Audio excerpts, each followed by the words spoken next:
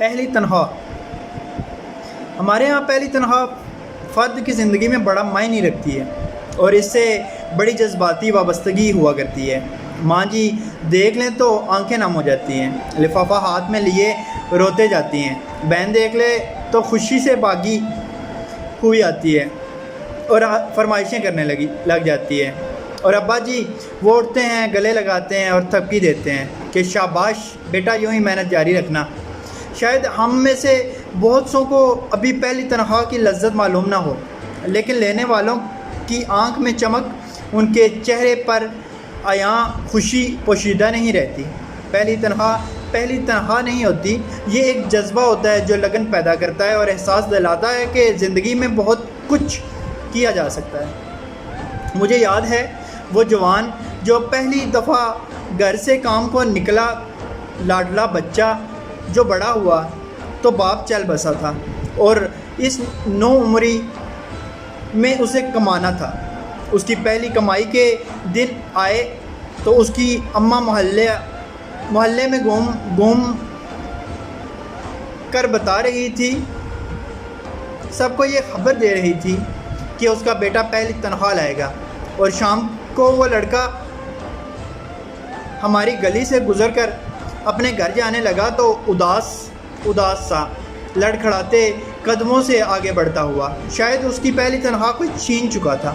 اسے ممکن ہے کہ وہ کسی پہلی ڈکیتی کا نشانہ بنا ہو. ویسے محنت مزدوری کی پہلی تنخواہ ہوتی ہی کتنی ہے، چند ہزار اور بس. لیکن اسے حاصل ہونے والی خوشی شاید لاکھوں میں بھی خریدی نہ جا سکے. خوشی کے آنسو، ماں کی وارفتگی، خودی اور بھروسہ اور بہت کچھ، اور یہ سب کچھ اس سے چھین لیا گیا تھا. ابھی پرسوں کی بات ہے، وہ ایک نو عمر لڑکا، عمر مشکل 16-17 سال، بس اسٹاپ پر بے چینی سے ٹہل رہا تھا. ہاتھ میں بڑا سا شاپر تھا جسے مضبوطی سے تھامے ہوئے تھا. اجلت میں ایک چنچی کی طرف آیا، بیٹھا اور بیٹھتے ہی کہا، کب چلو گے؟ چنچی والا شاید روزگار کی عدم دستیابی سے پریشان تھا. اس نے جھڑک دیا کہ انتظار کر سکتے ہو تو کر لو، ورنہ سامنے بس کھڑی ہے، جاؤ اور بیٹھ جاؤ. اس لڑکے کے لیے شاید انتظار ممکن نہیں تھا. وہ گیا اور بس میں بیٹھ گیا. مجھے بھی بس میں جانا تھا.